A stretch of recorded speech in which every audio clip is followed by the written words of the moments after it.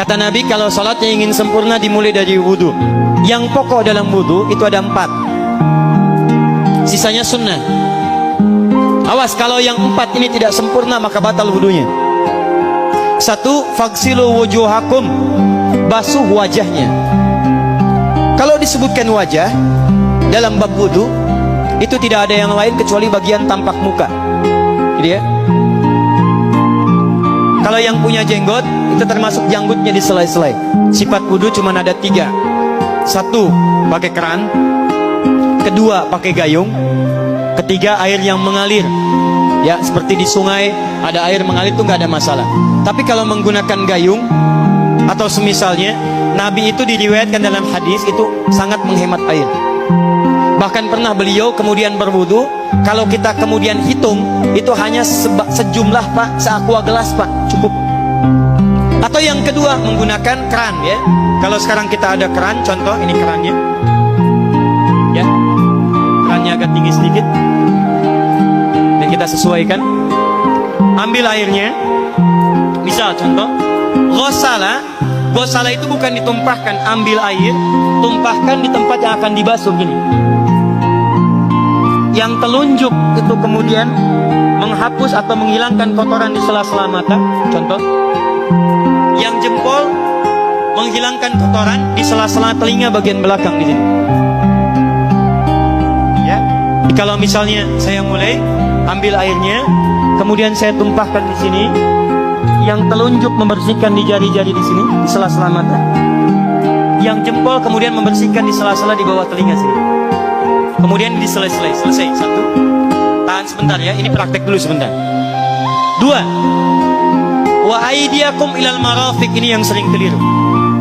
Dan tangan sampai siku, bukan dari siku ke tangan. Jadi saat kita mengambil air wudu, ambil airnya, tumpahkan dari sini ilal marafiq sampai ke siku ke sini. Balikan lagi ke depan. Jadi bukan kerannya dibeginikan, sikunya dibeginikan, takut, bukan. Jadi bukan siku diteruskan ke bawah. Yang tepat itu ambil airnya, kemudian basuh dari sini sampai dengan ke sikunya. Hati-hati, ini ada maknanya. Dan jika benar di hadis Muslim, jika orang wudunya benar seperti ini, maka bersamaan dengan jatuhnya air wudu itu, jatuh pula dosa-dosa dan kotoran yang melekat pada anggota tubuhnya. Tidak cukup dengan amin, nanti kita lihat dulu. Tangan selesai, pindah kemana? Bukan ke rambut, tapi kepala. Jadi dalam bab wudu yang diusap bukan rambutnya, kepalanya. Itulah keadilan Allah. Kalau yang diusap kepalanya, semua manusia yang hidup pasti punya kepala. Tapi kalau yang diusap rambutnya, ada ketidakadilan, karena tidak semua orang punya kepala, punya rambut. Tuh. Nah sekarang lihat sini.